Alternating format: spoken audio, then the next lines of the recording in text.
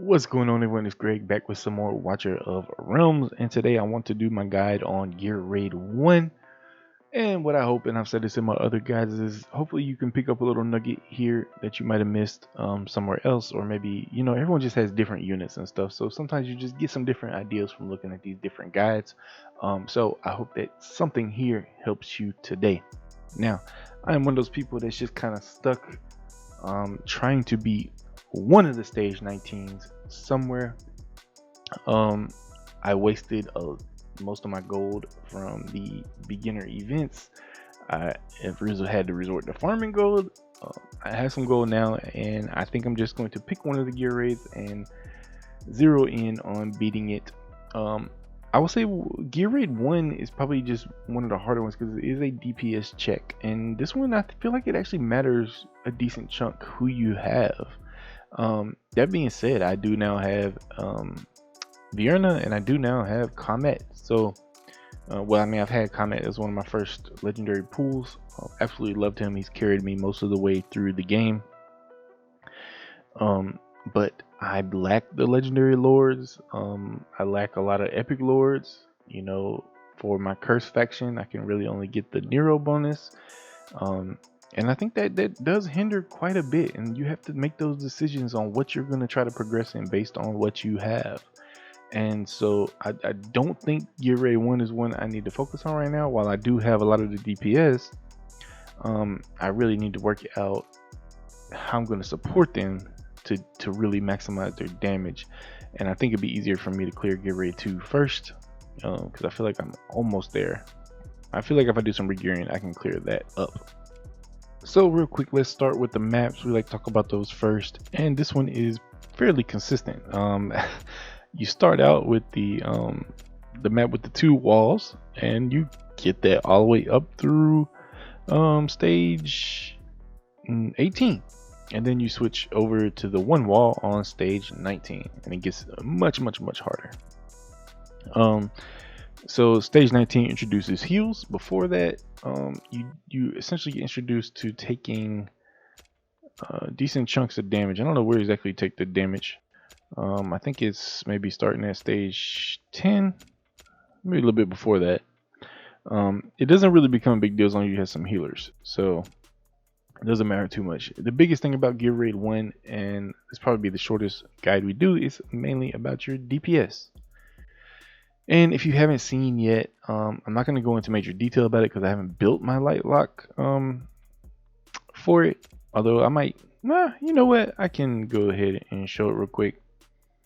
One way you can deal with this and kind of cheese it a little bit, and we'll just show it on 13.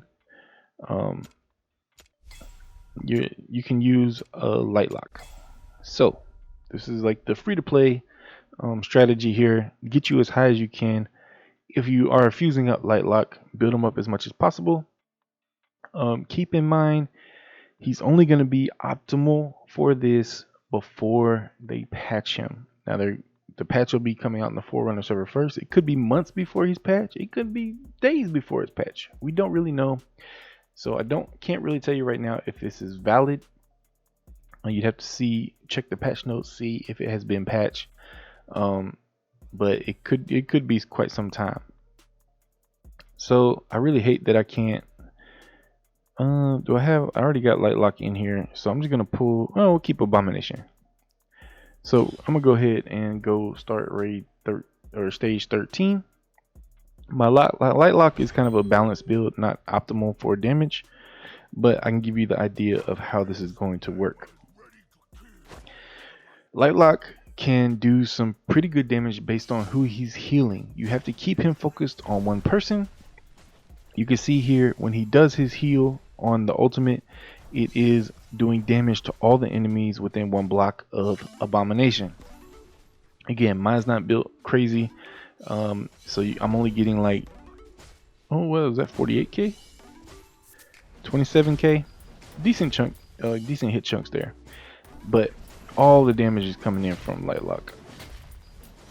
And this is it. I can leave this out here, and I think it should be able to finish the game. Or actually, I might be stuck because of the boss.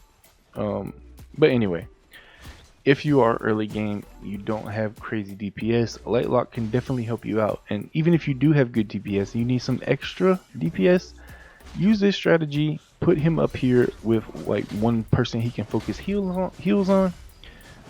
Like an abomination, like, well, mine's abomination, but as a legendary hero, you put a tank out here, something with some survivability, and he can do some extra DPS for you. Keep all your ranged units down here. So anyway, that's the quick little overview of Lightlock. The way he's going to change is he's only going to hit a certain number of units, similar to other AoE heroes. They say it's a bug that he can essentially, that he will hit. Right now he currently hits everything within range. So as you can see here, since the first wall is broken, he's only going to hit stuff that's close to abomination. So this is going to end up as a failure, but that gives you the idea of how to utilize this. Again, I only deployed 2 units. You can deploy more units, so definitely a great strategy early game, and can get you pretty far in gear raid 1, so you can start getting that mythic gear. And he's a fusible hero, so you should definitely fuse him as early as possible and use him for this strategy. So now let's go over the more generalized strategies, and instead of looking at the map, because I think it's pretty straightforward, let's go ahead and see how I did some of these. Let's go ahead and look at stage 13. So when I did stage 13, I didn't have Lightlock, or did I? I can't remember. Did I have Lightlock? Might have had him, but I wasn't using that strategy per se. For me, I just lined up my DPS along this last row, and they are extra strong now, so this is not a great representation. I let the walls do the job here, but early game I was using fighters as well. So I think you'll see me place my fighters down here. I placed a tank, and then did I place Scorch, or I placed 2 tanks here. So I don't know, I was in that mode of make sure I can stop them if they get through type deal. But your primary thing here is DPS. You don't have to worry too much about damage here. You got a couple healers. You can change this up. It gets a little more important with your placement later on. I'll show you that in a second. So this was how I did stage 13. I had my Comet, my Nyx, my Iona, and my Theowen, my main damage dealers. Theowen also has the slow on his ultimate. Mari is good. She can help slow things down. I didn't get her placed out, but I had her in there. I should not have let that. I should not have let that finish. It was a waste of stamina. But that's okay. Now let's go ahead and bump straight down to 18, and this will give you my general strategy. And you know, maybe I employed this a little bit sooner, but this will give you an idea of what we do. So stage 18, definitely more important with your placements. But I did focus mainly on DPS. Now I did actually rerun this when I got Vierna, so I'm sorry you do have Vierna on here to kind of see how crazy she is. If you don't have her, not a big deal. Again, use the DPS you have. Vierna can just wipe stuff like that. Now you can see here, if you have Dolores or some other supporting hero, want them in the back corner or wherever you can get the optimal placement so they can hit your or touch your DPS. That was a little mad. But also stay alive. These back rows you don't really have to worry about keeping healed, except the one on the end here. Same thing over here. You can see I did have Lightlock here. I did put my Lightlock on my abomination just to get that little extra DPS. I just reran this for an optimal run. You can see here I did not use any fighters, strictly DPS. We got my Iona. Let me pause this. We got my Iona here. We got my Vierna. We got my Comet. I have Mari over here for the slows. I got the Lightlock and my abomination. So again, honestly, if I wasn't using Lightlock, then I probably wouldn't really put a fighter down. If you're at the point where you need fighters, I mean, hey, if you have some strong fighters and they're working for you, use them. I was at one point using Zilla2 and Salazar. It's because it was a little bit extra DPS, and Salazar helped kill the boss, although the way his ultimate works wasn't too great in terms of being able to reliably hit the boss. But you know, they're there, and then they might help you at the very end, save you from the last wall. But for the most part, you can rely on the wall here. It's just about your DPS. Do you have DPS high enough to get these mobs down? AoE is king, of course. You definitely don't want to bring any single target damage dealers in here. Again, I use Comet, Vierna. Now I'm going to be utilizing them to work on 19. And that's kind of my next step, but I need to really up my DPS to squeeze into there. But again, even that, like, the wall is your main point of defense. You might need some defenders later on, but you know, you try to beat it without doing that. Get as much DPS out there as you can. If you don't have that much DPS built, put some fighters out there. Don't have that, then, you know, go ahead and use some tanks. Slow them down as much as possible while your DPS does the job. And that's like pretty straightforward. It really isn't. This is probably the most straightforward of the raids. There's a little bit of survivability concern, but not much.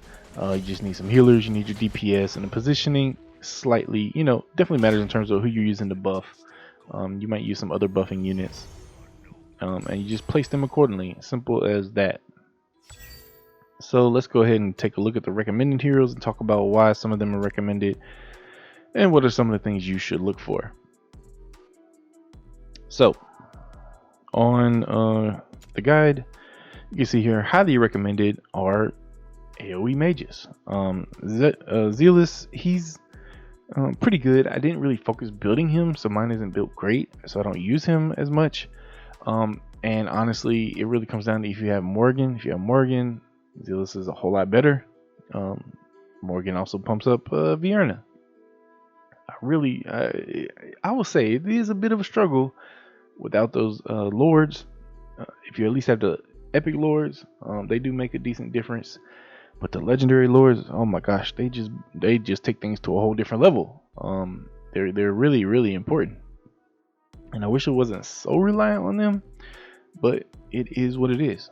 So you can see here I do have Vierna now, I have Comet, I have Zealous.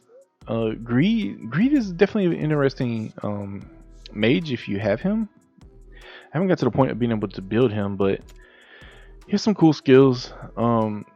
Definitely got the AoE damage. He also slows the enemies. He has this soul draining ability to get increased attack. He can do some pretty nice damage. And he's also part of the Nightmare faction, so everyone has Wrath. Wrath is probably maybe the best lord most people have at this point, because Nightmare is really, really good. Nightmare has some great DPS units, although more so single target, a little bit of multi target, but Greed is a good mage if you have him. Of course, Iona, if you spent a little $5 in the beginning, Iona is great for this, but she does, you know, eventually cap out. Like, the legendaries are just gonna go above and beyond her. Comet, Vierna, you know, whatever. Even if you have your best gear on Iona, they will probably end up overtaking you. But hey, maybe you're pumping your extra awakenings into Iona. I don't know, but she's definitely still good to use here. I still use her quite a bit in there, although she's kind of phasing out for me as I try to figure out how I'm going to handle 19.